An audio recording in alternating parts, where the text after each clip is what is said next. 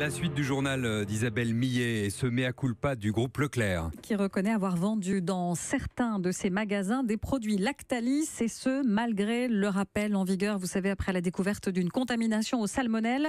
Alors, tout est parti d'un signalement. Lionel Gougelot, une cliente d'un drive Leclerc de Seclin dans le Nord, a tiré le signal d'alarme dès jeudi dernier.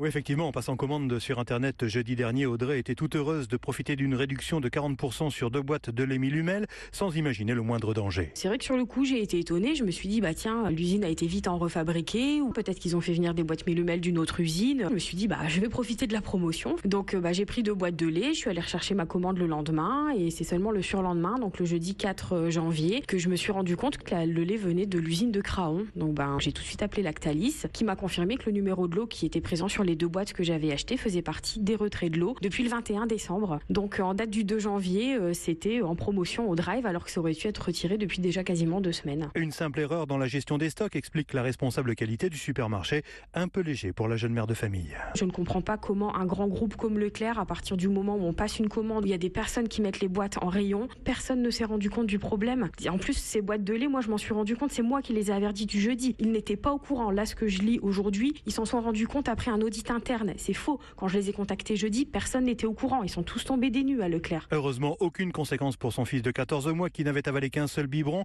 mais une belle frayeur rétrospective pour la maman qui envisage maintenant une action en justice. Eh bien, merci Lionel Gougelot à Seclin dans le Nord pour Europe 1.